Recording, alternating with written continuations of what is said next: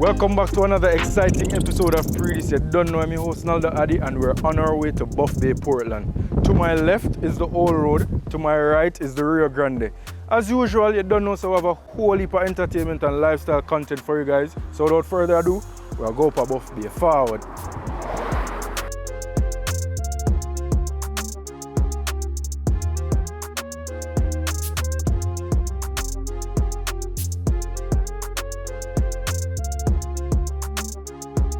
So to kick off this week's episode, we bring you an exclusive interview with American actor John Amos. John is most famous for his roles in Roots and Good Times. So let's hear some more about his story.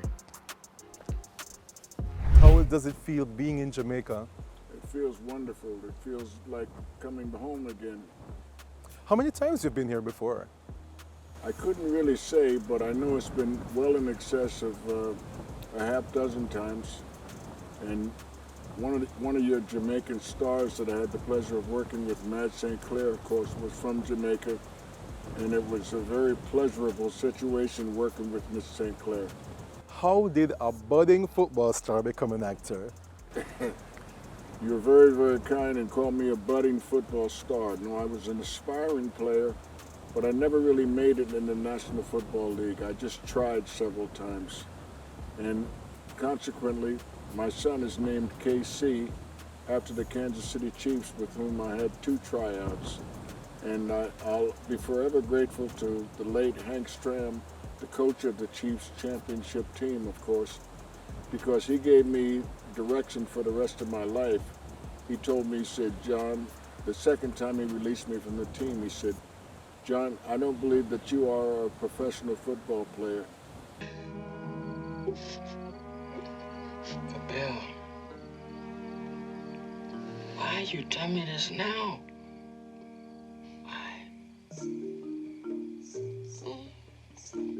You were and still are a household name here in Jamaica due to your role on Good Times. Many were disappointed when you disappeared from the show. Why was your character virtually killed off? Well, we had some creative differences. That is, myself and the creative staff of the Norman Lear production company. Very, very passionate differences, or at least I expressed them passionately. They had their perception predicated on Hollywood stereotypical thinking as to what this black family would be, and I had my own perception, which was predicated on reality, having been raised in a black family, of course. I want to apologize to you for yelling at you the way I did here. Oh, that's all right, Dad. Does that mean I can take the job? No. I ain't apologizing for what I said. I'm just apologizing for the way I said it. Your portrayal of Kunta Kinte in the iconic, historically accurate show Roots transformed lives. How did you land such a huge role? I was very, very fortunate. As I said early on in the interview, timing is everything. And my timing for that opportunity could not have been better. It was God-given to me. On Good Times, you portrayed a very supportive and loving father, going above and all to ensure that you provided for your children. In real life, we've seen videos of you and your children on social media. How important is family life to you? Imperative. Family life is everything. It's what sustains us all, no matter where we are on the planet or where we come from or what our ethnic background is. Family life is imperative that we retain it, know more about it, and cultivate it, nurture it. If you could turn back the hands of time and change something in your life or career, what would that be? That is a very interesting question. What would I change if I could go back in time? I guess I would change my attitude, where I was a little bit confident, well, not a little bit, some directors that I've worked for said I was extremely confrontational. And I concede the fact that I was not the most diplomatic person in the world when it came to demanding script changes or more accuracy or sensitivity on the part of the writers.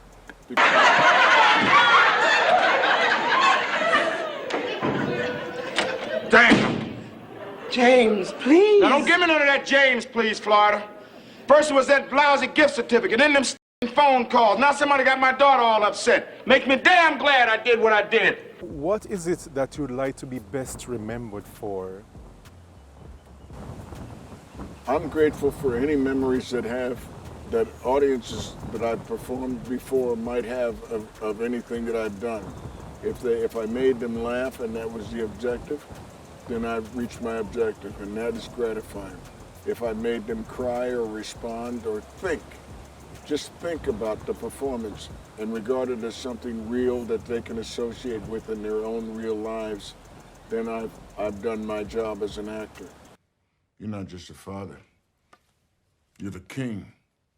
And heavy lies the head that wears the crown. Yes, I understand that expression more now. It's not so much the crown that is so heavy. It's everything that comes with it. How did you land the role in Good Times?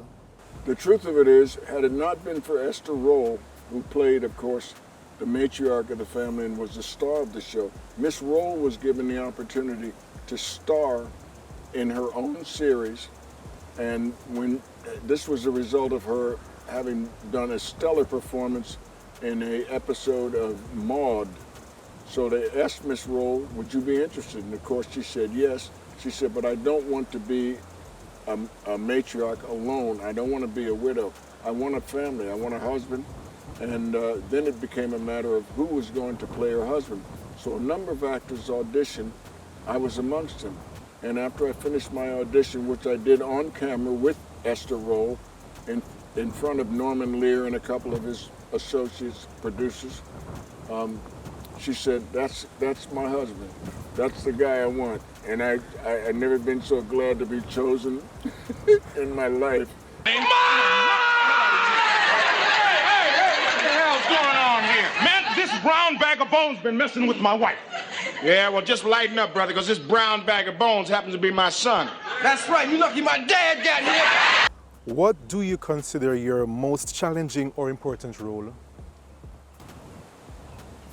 The most challenging or important role, I'd have to say Roots hangs right in there at the top. Do you keep in touch with your co-stars from Good Times? Ironically enough, my daughter, an extremely talented actress, Bernadette Stannis, who portrayed my daughter Thelma on Good Times, called me day before yesterday or so.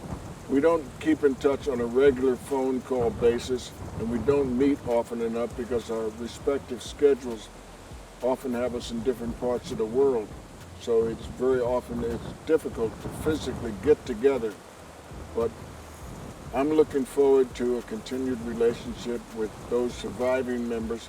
Of course, as Miss Roll, who portrayed my wife on the show, she is now deceased, as is Janae Dubois, who portrayed our next-door neighbor, Walona. Hey, Junior, give me some aspirin for my headache, will you? Well, don't just stand there like a fool. Give me some aspirin. Yeah, Dad. You sure can act ignorant sometimes.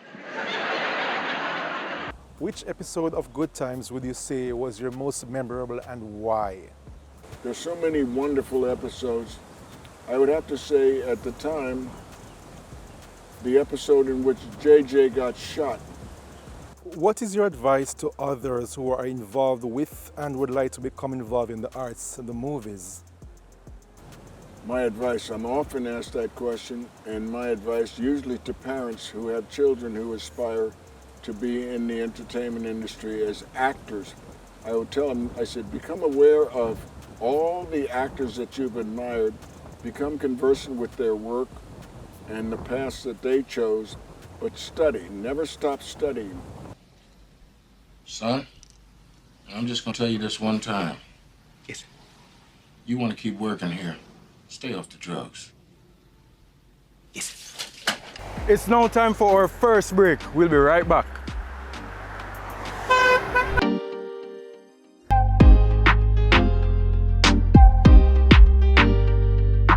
In Heaven was a massive hit for Daville back in 2005. Let's hear more in our Fiwi Culture segment. That's over now.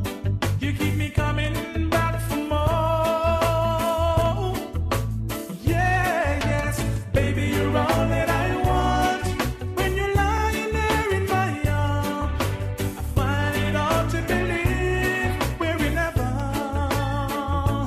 originally when Bryan Adams did that song, it was a big record, and I became a big fan of that song, the original song. And then I think this girl, I forgot her name, she sang it over some years ago at that time. It was like big in that genre. So I was like, well, since there's a rock and roll version with Bryan Adams and then there's this other pop version, then someone needs to do the reggae version. That's how I decided to make my own rendition in reggae. That song was recorded by Tough Gang, you know. I really wanted to record it in the King's house, which is Bob Marley. You know, Tough Gang have a sound. I remember Rowan Dwyer was the engineer on that record, you know, and at the time when I did that record, it was a collaboration between me and my family, blood, you know, Neville Palmer, them call him Naps. And no, once in a life you will find someone who will turn your world around. The vibe was an amazing vibe. It was a euphoric atmosphere. For me though, I remember going into the vocal booth and I did a demo track. And it just so happens that the demo track was so good, that's what came out on the record. But me never know, say, In Heaven was the biggest song in Japan. The man said, Mr. Daville, your song, In Heaven, also all name. The one for me, also all name. The one for me is the second attempt on producing right after In Heaven that I released. It never played in Jamaica once. So me go to Japan and the man tell me that, I say, so, okay.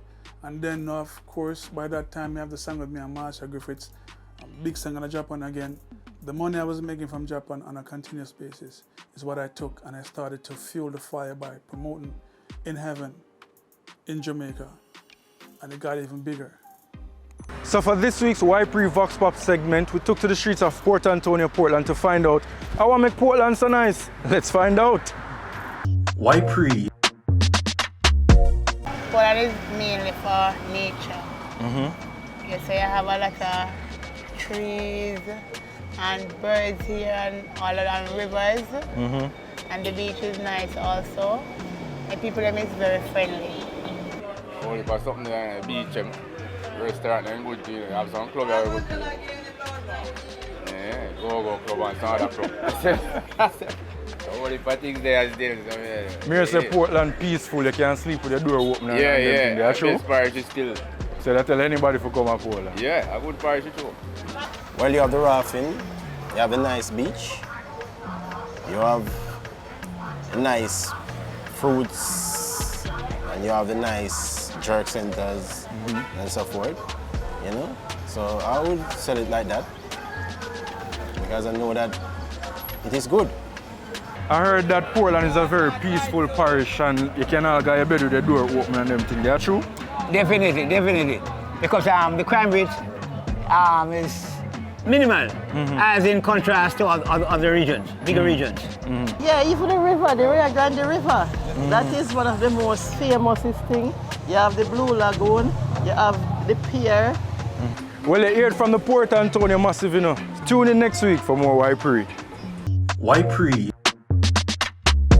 So we're now at our final destination in Buff Bay, Portland, which brings us to the end of this week's episode of Pree This. You don't know I'm your host, Naldo Addy, and until next time, peace.